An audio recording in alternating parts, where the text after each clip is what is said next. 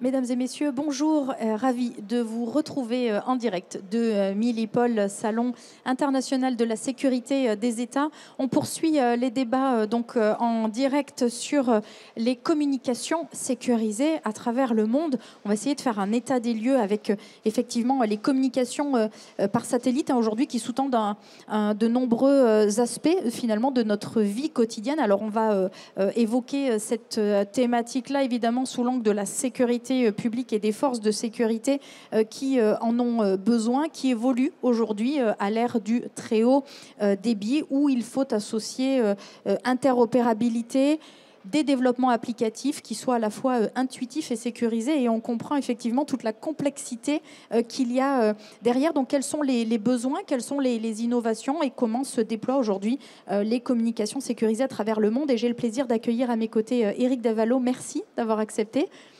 cette invitation. On en parle avec vous puisque vous êtes quelque part au cœur de cette dimension, vice-président stratégie et développement de Airbus Secureland Communications. Donc vous êtes au cœur de ces communications sécurisées. Vous avez un spectre évidemment international. Est-ce qu'on peut faire un petit peu le point avec vous aujourd'hui de ces besoins en matière de communication sécurisée que vous voyez au niveau des différentes forces ? Oui, tout à fait. Et avant de parler des besoins, j'aimerais les remettre dans les contextes aujourd'hui d'évolution des forces de sécurité et de secours.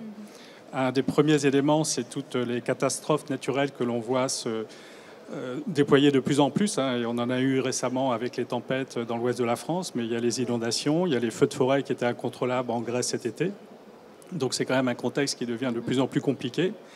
Il y a aussi tout ce qui est violence sociale qui augmente. Et dans tous les pays, là j'étais en Suède hier et c'est un sujet qui est extrêmement important, cette difficulté avec des manifestations qui dégénèrent, avec beaucoup plus de casseurs qu'avant.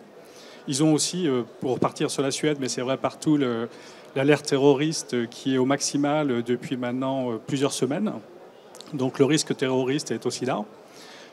Derrière, on a vu que ce soit les casseurs, les criminels ou toutes sortes d'organisations n'hésitent pas à utiliser les technologies les plus modernes qui soient.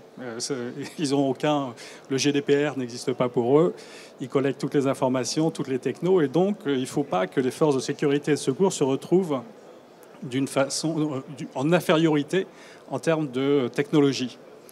Et je citerai deux derniers éléments. On voit aussi, et c'est particulièrement criant en Europe du Nord, que des infrastructures critiques commencent à être attaquées. On ne sait pas qui le fait. On a peut-être une petite idée de l'environnement géopolitique dans lequel cela est fait, mais ça a un impact sur les communications des forces de sécurité et de secours et sur ce qu'ils peuvent faire. Et le dernier, c'est que tous nos budgets, après la crise financière et le Covid, les budgets gouvernementaux sont sous tension et donc il faut être plus efficace et réduire les coûts. Et donc, lorsqu'on traduit ça en termes de besoins, le premier besoin, ils ne partent pas de rien. Ils ont tous des réseaux nationaux, Tétra ou Tétrapol, qui font essentiellement de la voix. Mais derrière, ce qui est important, c'est qu'ils sont habitués maintenant, après 20 ans de développement, à une couverture radio qui est absolument excellente, à une très forte résilience aussi, à une disponibilité absolument fantastique, avec des terminaux et des accessoires qui sont adaptés à leurs besoins, à la doctrine d'usage et intégrés avec les salles de commandement. Et lorsqu'on commence à aller justement vers ces technologies 4G, 5G, ils veulent rien perdre, bien sûr. C'est un peu, ce serait un peu, je dirais, pas stupide, mais simple de se dire on va faire du copier-coller des solutions qu'on a eues dans le passé et on va reproduire exactement les mêmes modes. Et on voit bien que lorsqu'on essaye de faire ça, ça ne marche pas. Et donc pour avoir cette couverture radio, pour avoir cette disponibilité et cette résilience, il faut qu'on invente des nouvelles choses. Et c'est là qu'il y a beaucoup de créativité en ce moment. Vous mentionnez les satellites, avec les nouvelles générations de satellites basse orbite de communication. Tout le monde connaît Starlink, peut-être un peu moins OneWeb. On s'aperçoit, et on va avoir les annonces qui ont été faites l'année dernière, dans les smartphones, des chipsets qui permettront d'avoir un accès direct à de la communication satellitaire à un prix beaucoup plus bas. Et donc ça devient un sujet extrêmement sérieux pour nos clients de voir comment ils peuvent améliorer la couverture radio. On parle du nord de la Finlande, il n'y a pas beaucoup d'habitants et ça coûte cher de faire de la couverture radio. Et aussi comment améliorer la résilience. On voit sur la tempête que l'on a eue dans l'ouest de la France, l'électricité a été coupée pendant 2-3 jours dans certains cas, et donc ça veut dire pas de téléphone.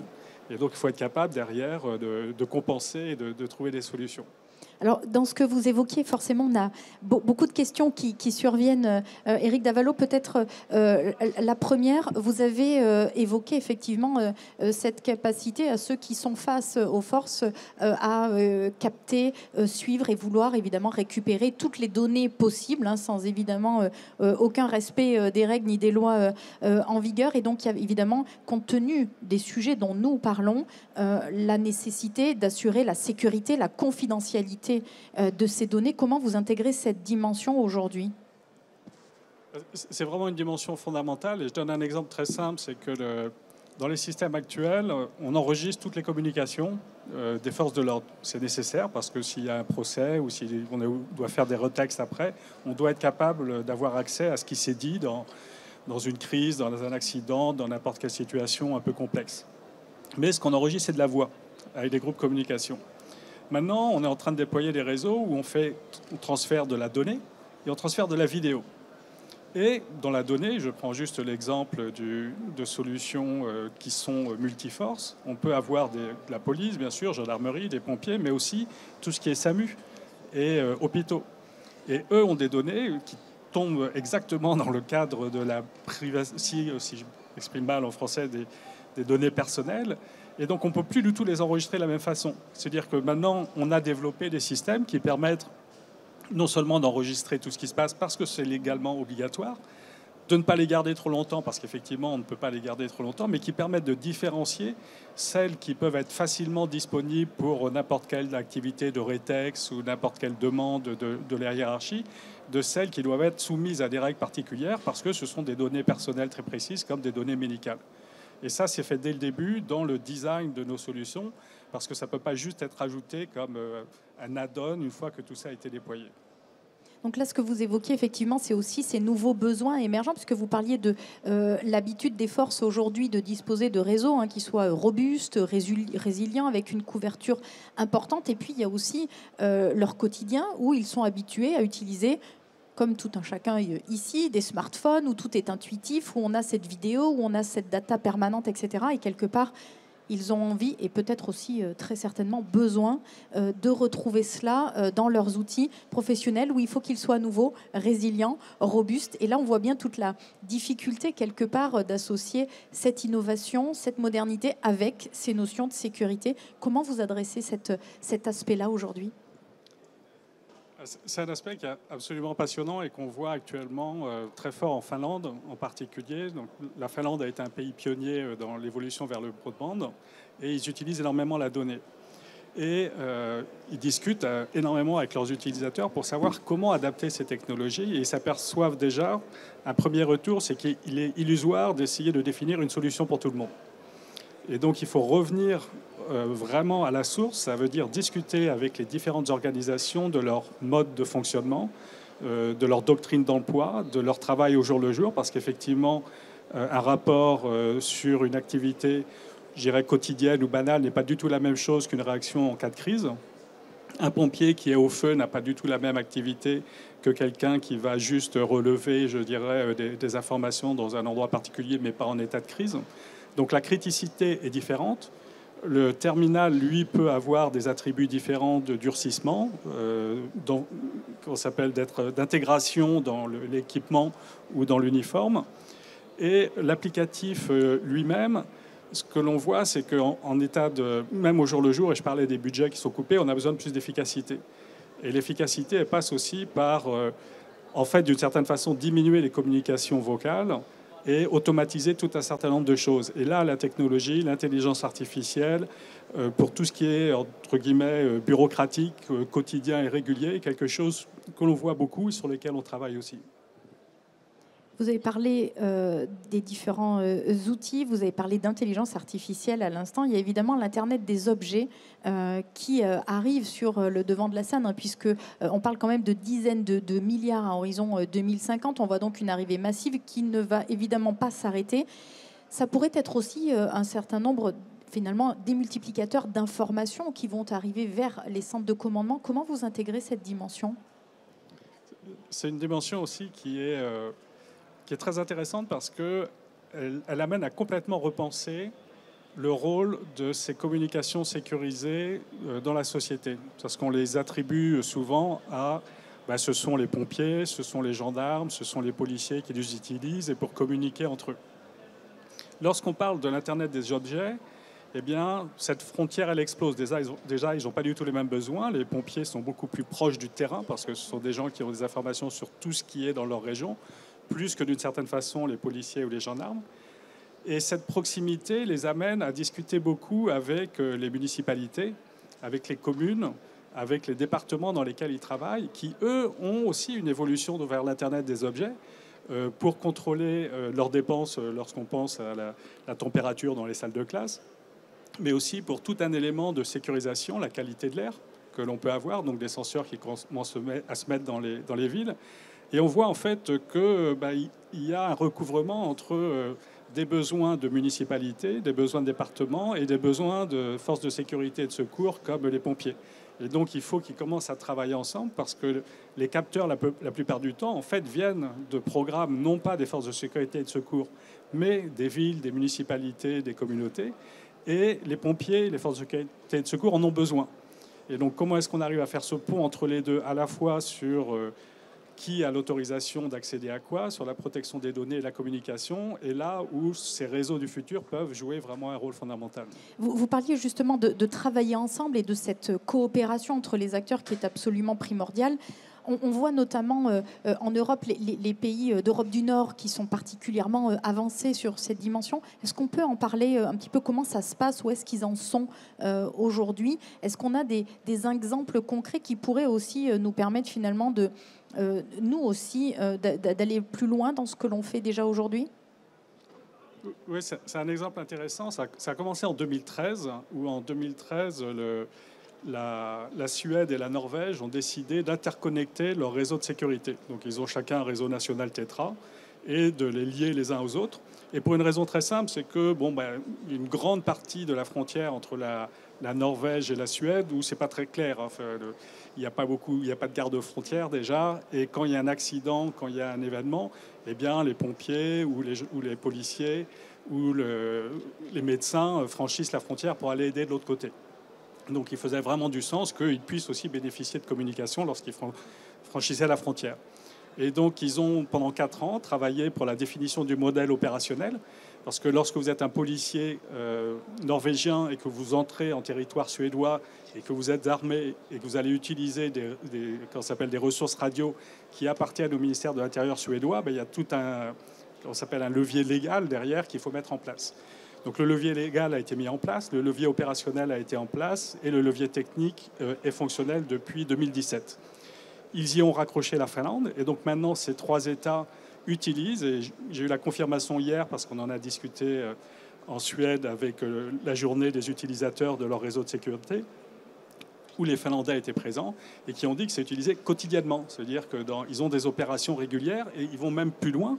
Ça veut dire que quand il y a des événements sportifs, par exemple en Suède ou dans un autre pays, des forces de police de l'autre viennent les aider. Et ça se fait tout à fait naturellement parce qu'ils peuvent passer les modes opérationnels et donc ça permet d'optimiser aussi les façons de travailler.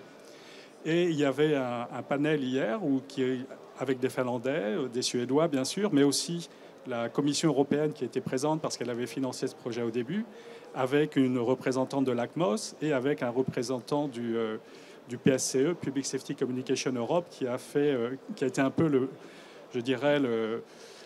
celui qui faisait tourner les rouages dans le projet d'exécution. Et la discussion, c'était maintenant comment est-ce qu'on fait évoluer ce système pour qu'il marche dans un monde de la 4G et de la 5G, et comment on y inclut le Danemark et l'Islande. Et ils ont créé eux-mêmes un groupe de travail, donc Islande, Danemark, en plus de Norvège, Finlande et Suède, qui sont en train de développer, sur la base du projet Broadway qui avait été fait, qui a été fini juste l'année dernière, des solutions qui permettent de fonctionner en 4G, 5G, mais qui permettent aussi de s'interconnecter avec les réseaux existants, parce qu'il est hors de question qu'un pompier qui soit resté avec un terminal Tetra en Norvège et qui passe de l'autre côté n'ait plus accès au service parce que, d'un seul coup, tout est passé en broadband. Donc c'est une discussion très active et très dynamique dans ce groupe de Nordiques, comme ils s'appellent eux-mêmes. Vous l'avez cité à l'instant, ce projet Broadway, un projet européen. Qu'est-ce qu'on peut finalement en dire de ce projet aujourd'hui? Quelles sont les suites attendues? Il y a évidemment des connexions très fortes avec ce que vous évoquiez au niveau des pays d'Europe du Nord. Le projet Broadway, dont la phase 3 s'est achevée l'année dernière, était une phase de validation technique et opérationnelle de l'interopérabilité aux frontières. Et donc, il y a eu des expériences sur le terrain qui ont montré que ça marchait bien et que les standards devaient évoluer pour le faire marcher de façon standardisée, mais que les bases techniques étaient en place. Et hier, justement, Max Brandt, qui est le responsable des géomes de ce projet, a expliqué sa vision du futur et la façon dont la Commission européenne allait s'impliquer dans le projet. Il a bien répété que la Commission européenne n'a pas vocation à être le leader dessus, c'est chaque pays qui est souverain dans ces problématiques de sécurité et de secours, mais à les permettre et à les mettre du liant et donner aussi du financement pour créer ce qu'il appelle un système de système ou un hub qui permettrait à tous les pays de se connecter et d'avoir une communication sécurisée simple et fluide entre les différents pays. Et donc aujourd'hui, il y a vraiment un plan dont le bras armé s'appelle Broadnet. Et Broadnet, qui démarre en ce moment, doit définir les règles de fonctionnement. Comment est-ce qu'un pays peut adhérer à ce système de communication partagée entre les différents pays? Comment il peut le faire d'un point de vue légal, d'un point de vue opérationnel et d'un point de vue technique. Donc il y a vraiment maintenant un mouvement, je dirais, très dynamique dans ce sens.